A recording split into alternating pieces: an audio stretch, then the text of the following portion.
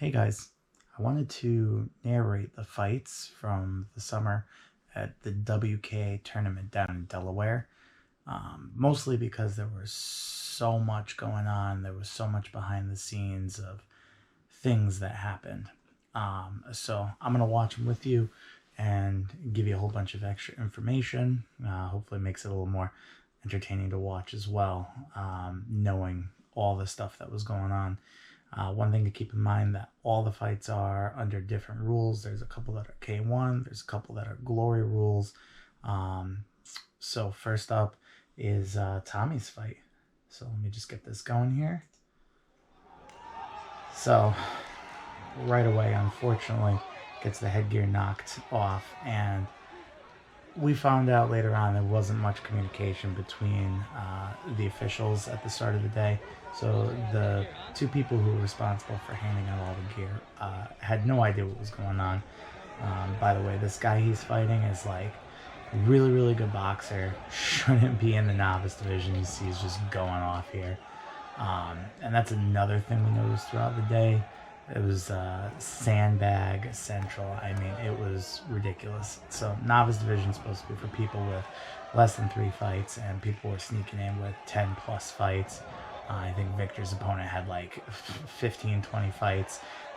This kid, we can't confirm anything, but another guy that was supposed to fight Victor had over 10. And, you know, boxing, kickboxing, MMA, the officials weren't really checking very well, and it doesn't matter how well they were performing in the ring. No one was getting, suspicious of any of the performances. But anyways, the two people who were handing out the headgear, they decided that nobody needed to tape the headgear, and they were yelling at people for taping the headgear. It turns out that you're supposed to tape the headgear. So you see these two have no tape. They were one of the first matches of the day. They even did Tommy's strap upside down wrong. So it came off like twice. I cut out the boring part where we were trying to fix it with the officials screaming at me the entire time. That's another problem. We were fighting the referees just as much as we were fighting the opponents. It was very frustrating. So the first round, the kid really came out hard. Second round, he's coming out hard again. And luckily, he just doesn't have real finishing power. The crowd went nuts there where Tommy fought back. Listen, everybody likes an underdog.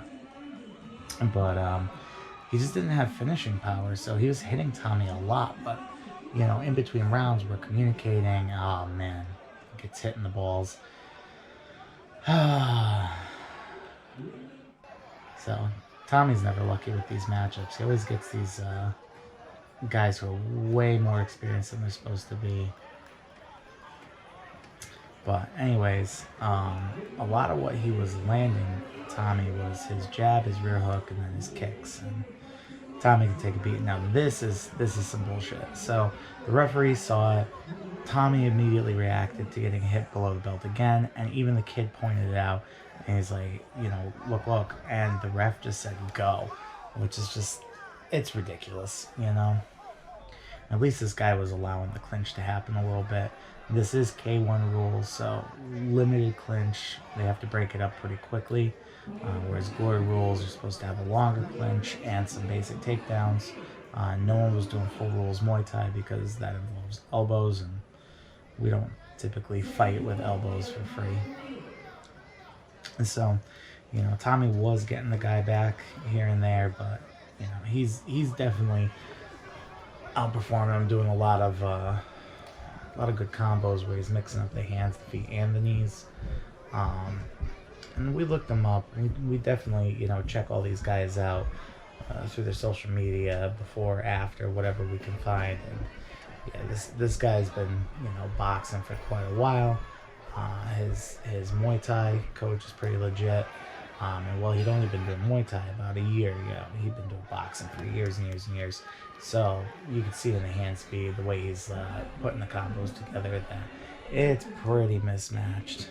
But the referee came over between the second and third round to see if Tommy really wanted to continue. And I looked at him. Tommy laughed, and I said, he takes bigger beatings in the gym. The referee laughed, walked away, and let it keep going. You know, they do ask us for our discretion, and I love how Peter finally learned how to zoom in. By the way, Peter's recording all these fights, so if the quality is a little sketchy on some of them, you know, blame Peter. Now this round, Tommy did throw a couple more knees, I believe. You know, he's landing his stuff, but at this point, so late in the fight, he's taking so many shots, 2 blasts to the balls. You know, it's hard to put things together at the end here. But anyways, the referee allowed it to happen. And, you know, Tommy honestly came away perfectly fine. The kid can take a beating. Didn't really have any adverse effects. But if you watch, you know, feel free to go back and watch this fight really closely. You'll see that, you know, a lot of these big shots the kid's throwing are landing more on Tommy's shoulders and slipping off. So he's not getting hit as solid as it looks. The jab was landing though. That's the one thing that landed really knocked Tommy's head back and made it look worse than it really was. The jabs really landed. And then the camera went out of frame here. See, there was a jab right there. That rear hook was landing pretty good too. But anyways, yeah, you'll see Peter and one of the other camera holders kind of lose sight of the fighters for a little bit. But it's not too bad. The fights are 3 rounds, all 2 minutes. Supposed to be about 60-second rest. I timed a couple of them. They're a little off. All right. Second fight. Oh, Peter's fight. All right. So Peter's crazy. This is the official stream. I don't know exactly where he got it, but I got it from Peter. So somewhere on their official site, he just came in absolutely swinging for the fences, and as you see here, the kid's clinching him, kneeing him up. So this is Glory Rules. You're allowed to hold on to the clinch much longer, throw a lot more knees, and look for some basic takedowns. Believe in this rule set, you're not allowed to pick up and just like toss from the body. Could be wrong. It's been a minute. But Peter basically just came in hands down, swinging. And in the first round, you know, he landed a couple punches, but they noticed that his clinch wasn't there. And in between rounds, trying to coach him,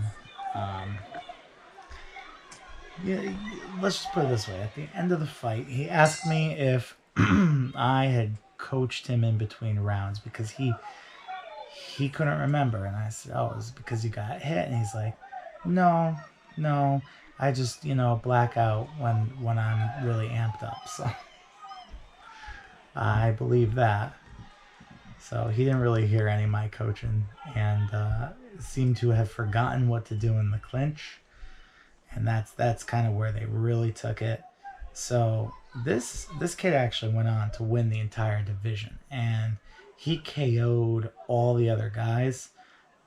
So, you know, Peter is durable. That's the thing. He's very athletic. He can take a freaking punch, and he cut a pretty significant amount of weight to make this weight class. I believe this was 139. So, you know, this is a whole weight class below what he ended up doing at the latest jiu-jitsu tournament. So he was definitely, like, mass-wise, probably the second biggest kid in this division. The other kid's just as tall as him, but you can see there's a big difference in the mass. So I'm in the corner talking to him, trying to tell him what to do. You know, trying to calm him down because he's just kind of wading in, recklessly swinging. And that'll work on a more inexperienced opponent, but this kid, you can tell he's already had some fights. He's super, super calm. In fact, Peter probably threw him off more than any of the other guys he fought during the day. I mean, he really picked apart. Like, he picked apart the other guys. Just Peter's chaos, and it just threw him off for sure. He has a very strange style of getting in brawling that can be hard to deal with for a lot of people, but if you're calm and you're experienced, I mean, you're gonna find the holes. So that would have hurt. Also, keep an eye on this referee here. We had a lot of problems with this guy throughout the day. Now this is Glory Rules. There's a little outside trip. So the referee shouldn't have allowed that. That is illegal. Wrapping the foot on the outside like that, but he allowed it, so it's a scoring move.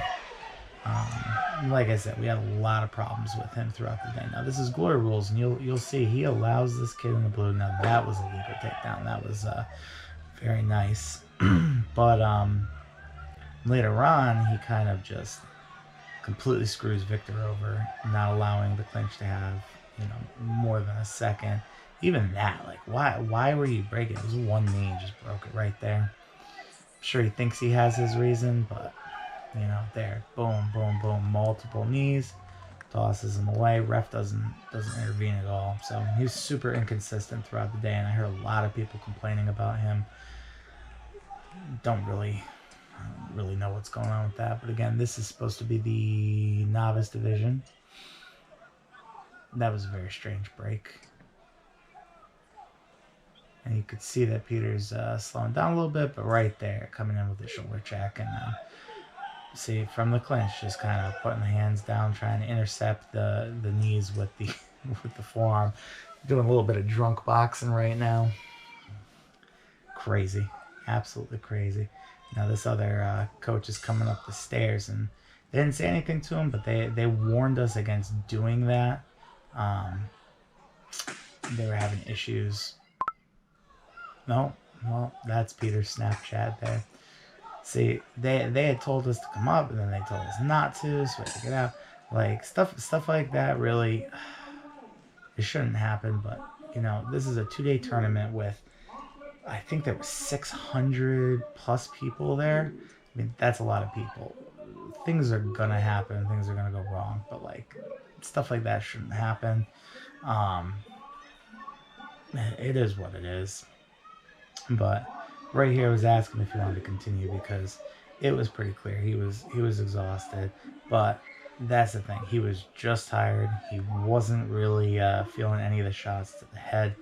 The body was getting him from those knees, and in the corner they knew they had this, and they were basically just telling him to go in for the clinch, for the kill. And we just want to get ring time sometimes for the experience. If you're not feeling any shots to the head and you're feeling clear-headed, listen, if you get dropped body shots, it's no big deal. It's an experience. You're not taking any permanent damage. So just go for it. Get some extra round time up. Mistook the glove touch. But, this kid was super respectful. Man, definitely, like, in the finals, I think well, I don't know if it was TKO or KO, but he dropped the other kid 5 times over the course of like 2 rounds. All very, very violent. So here's the first count. The second, Peter took a knee over here. And the ref's really checking him out, making sure he's good. He's feeling that body. Big time, big time. When you get exhausted, all your skill just goes out the window. Kid goes right for a big overhand, but right back to the clinch. And he realized that every time the clinch broke, the head opened up. So, Peter in exhaustion already was just like, yep, done, had enough. But it was definitely a good experience for him, eye-opening in terms of, listening to what we have to say in the corner and what he should do. And then when he came to class, working on that. All right, Tom's fight. Oh boy. So right at the beginning, this guy is just coming at him crazy. We've got the official stream, and I had to cut in video from his wife filming it because the 3rd round cut out. But this guy just really, he came out strong. Watch this, like, just boom, down. Here it is from his wife's. Big. That probably won him the round. He's walking away cocky, and his dad is the coach. And so here he is. He thinks he's got Tom, like, finished, so he comes in to swarm. and he's just so chaotic. And you see this out of a lot of first timers. I know for a fact that this was this guy's first fight.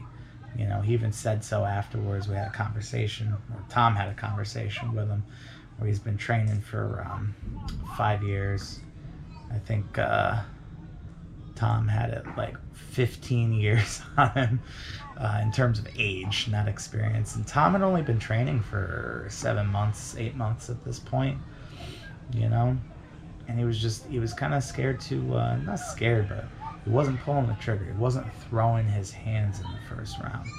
And this kid thought, you know, he definitely had Tom in the bag. He was going to finish him, so he came out wild. And that's what beginners do, is they just come in swinging crazy. Unfortunately, it's very exhausting. That was a good kickoff, balanced him. See, I wanted more of that in the first round, but I'm getting clinched and pushed around. Doesn't look too good. Now, keep in mind this guy. Oh, right there. Hit him again, stunned him. That's a scoring point. Keep in mind this guy definitely won the first round with that knockdown. It wasn't a knockdown with like an 8 count or anything, but it's still big score. So I'm talking to Tom about pulling the trigger. I told him flat out to his face, hey, you lost round 1, so you need to win the next 2 rounds if you wanna take this. And I said, you have to pull the trigger. You have to actually throw punches. You know, we're here to fight.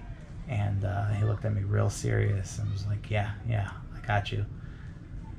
Took a deep breath. You know, we only have 60 seconds in between rounds. By the time you get in there and you count the time that you get out, it's not 60 seconds. So you got a lot to do, especially, God forbid, somebody's nose, you know, starts bleeding. You got a lot to mop up while you're trying to take a mouth guard out, give them water, tell them to breathe, give them advice. So, again, that guy definitely won round 1. So we need to take round 2 and 3. And all Tom has to do is more. He hits like a truck. He's got very hard hands. He kicks much, much better nowadays, but back then the kicks weren't really anything to write home about. But he does have a decent body kick if he gets it up there. And the kid obviously has the age and the height advantage. So, both of them kind of spin away. But Tom is getting in his face, and from the corner, we're both yelling at him to just freaking throw. And he's starting to do a lot better, actually, just opening up. If you watch the first round, again, you'll see his hands are really glued up to his head. It's hard to punch from that position. I'm only supposed to go there to block. Probe him out. There we go. Now, another thing is that he's so strong that if they do clinch up, it's not exactly a pleasant experience. He can definitely push you around. Being lower actually gives you the ability to get under the guy in terms of pushing right there. So you just big shove.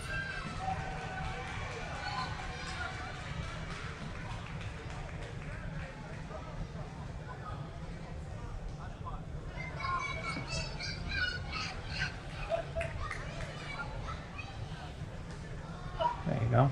One more shot.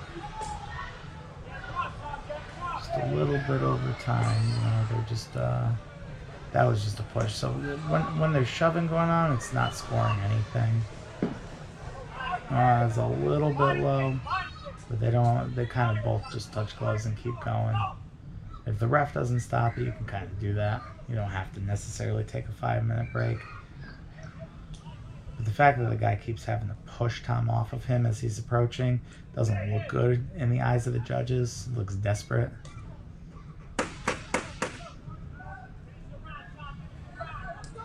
Good body shot. Big punch to the head that sends the guy reeling.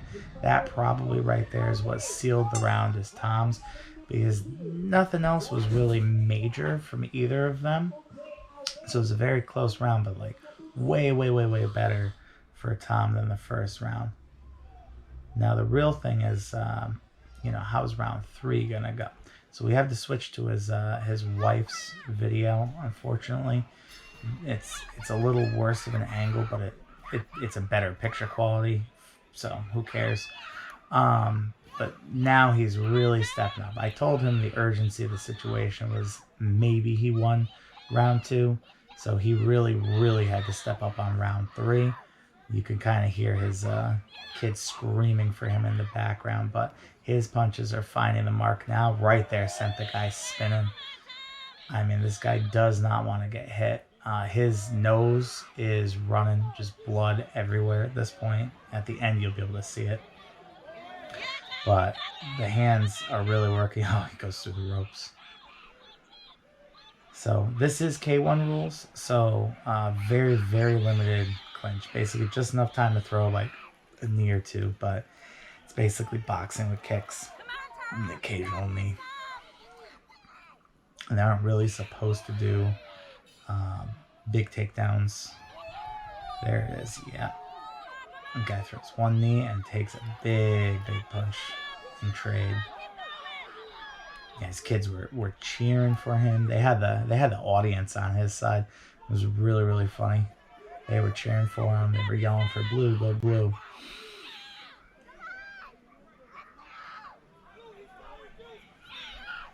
I walked right into that little switch jab there, unfortunately.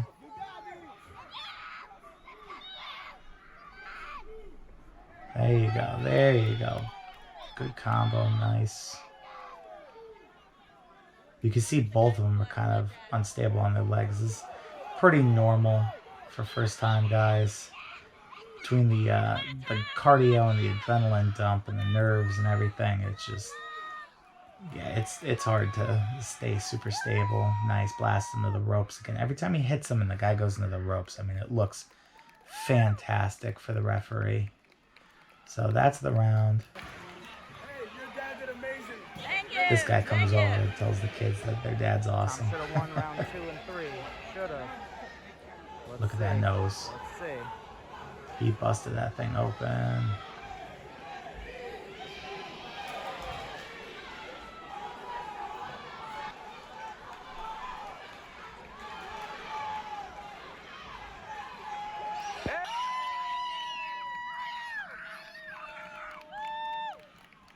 Yeah, and after the fight, you know, you gotta go over, shake hands with everybody, say congratulations. But the guy was shocked when he found out, the kids, the guy was shocked when he found out how old Tom was and how long he'd been training. He wasn't expecting that. All right. Up next, we've got Kevin's fight, which unfortunately is like the worst quality picture out of all of them, with, you know, the sun going down in the background, so it's like bright as hell. But anyways, this kid he's fighting, this is the open division, so this is not novice. He was the only one fighting in the open division. This is people, they can have as many fights as they want. So I believe Kevin had 6 fights at this point, and this kid had a lot more than that, at least double that. He's from like New Jersey, I want to say. I know he fights in Allentown, Pennsylvania a lot. We did a lot of research on this guy.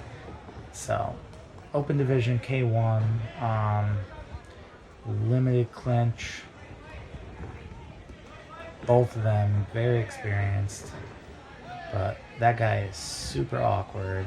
Kevin's having headgear issues. Actually, you'll see him go back to adjust the headgear a lot in this fight.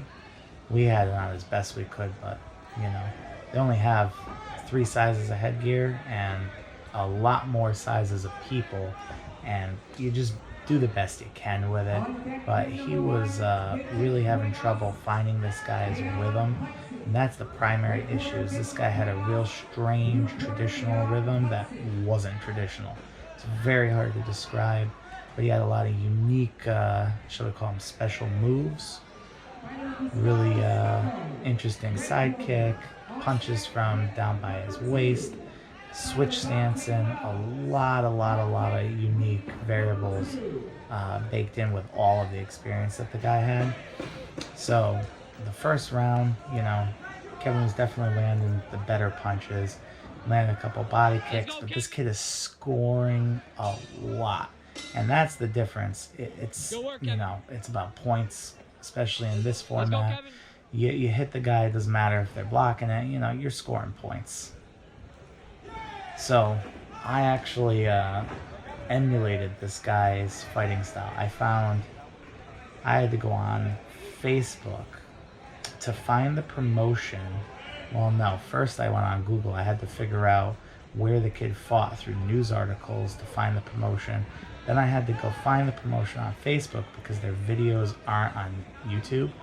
And I had to go through their entire video collection of unnamed videos, it just had dates, find the date, find the event. Then I had to watch the event, which was usually like 2.5 hours, 3 hours long.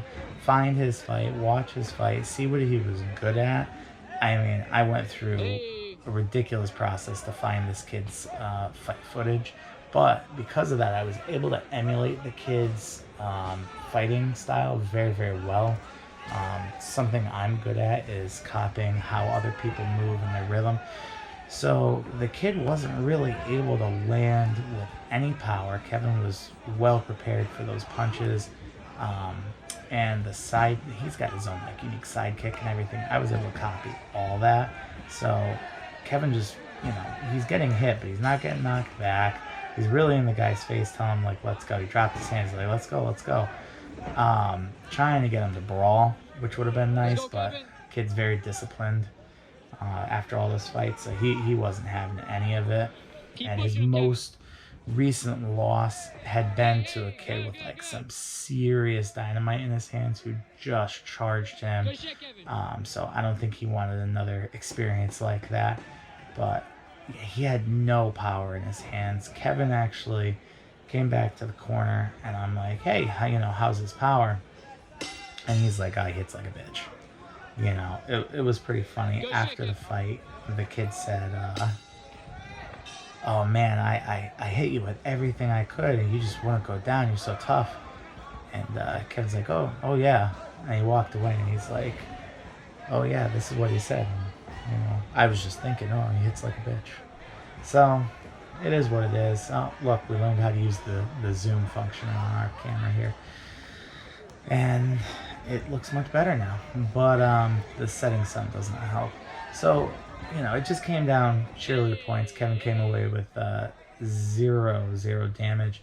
But this is his first fight in almost 2 years, thanks to the whole lockdowns. His last one before that was with Cody Allen. So what, a year and a half, 2 years almost? I have no sense of time, somewhere around there.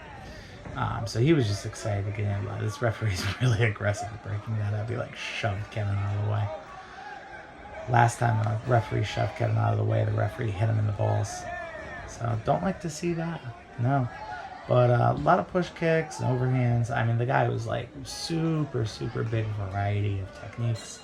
But outpointed Kevin, and it is what it is. Kevin wasn't even mad about it. He just wanted no headgear and more time. So that was a good overhand.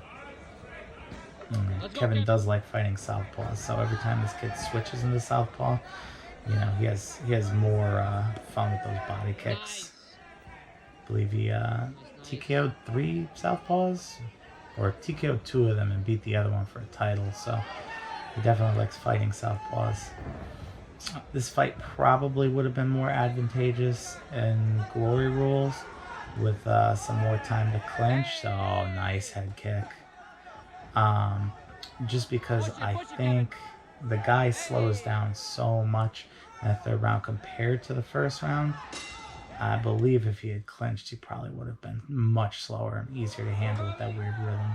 Alright, Victor's fight. Oh boy. So we're back with this referee who's, I don't like this referee. He yells at me in this fight because we're freaking yelling at him. But, the whole game plan here, we had watched this kid knock out 4 people this weekend. Turns out he's in the novice division for people 3 fights and less, and he's got like 20 something fights. He came up, he was talking to his 22 fights all around the world. He's from Costa Rica. nice guy, but like that's such a scumbag move to like, yeah, let me go win the novice division. I got 20 something fights. But the game plan was basically not to try to box him, but to just stay right outside his reach and just kick and kick and kick. Um, you can see Victor's doing a lot of movement here with his head, keeping his hands up blocking, and then just lots of leg kicks using just, he is the tallest, lankiest guy in the division for sure. You see this guy, once he gets in, it's just boom, boom, boom, punch, punch, punch. So here comes the clinch, here's the knees. So what, the referee allows this, right? He lets that clinch happen. This is glory rules, so we can clinch for a pretty long time. When Vic comes in, he's keeping those hands up, he's clinching and kneeing. A lot of checking and parrying going on. He's not allowing the guy to really get off any kicking offense whatsoever without punishment. If the guy kicks, we punish it. If the guy kicks, we punish it. Sneaking in for the body shot here and there.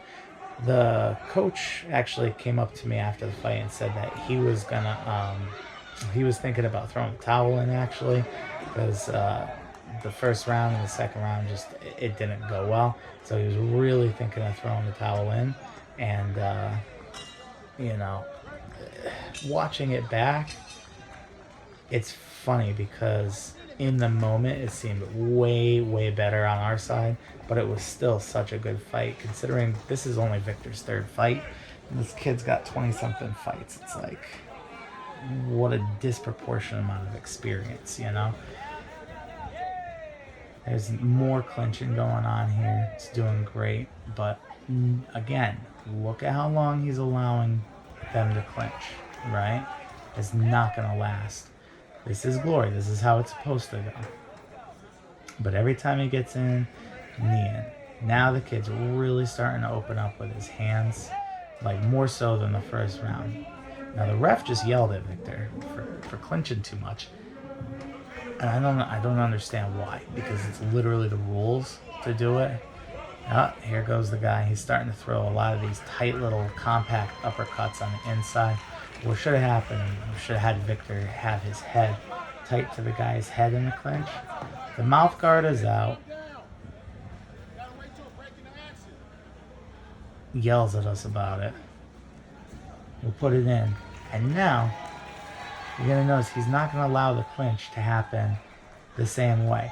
So he got pissed off about this mouth guard, and then he retaliates, and he stops reffing well, and he turns into a K1 match because Victor's finding success in the clinch. He takes the clinch away, which is ridiculous. So right here, there's, oh, that was a good flying knee though.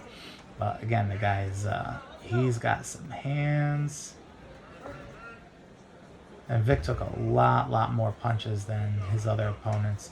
I mean, he was just straight up. He knocked the guy that Victor was supposed to fight in the K1 finals. He actually knocked him out and sent him through the ropes in the end of the first round.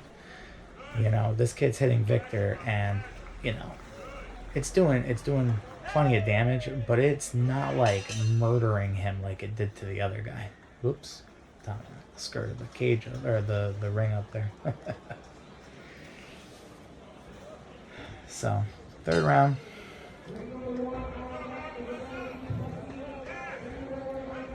That lead uppercut really was a menace to Victor, which ironically is what I throw at him in class when I spar with him. I throw a lot of lead uppercuts too. But right here, clinch up, break it, because he wasn't doing anything with it.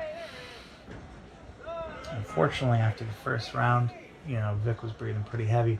We had sat here for 2 days. There's a couple big shots there. Now, he gets hit twice hard.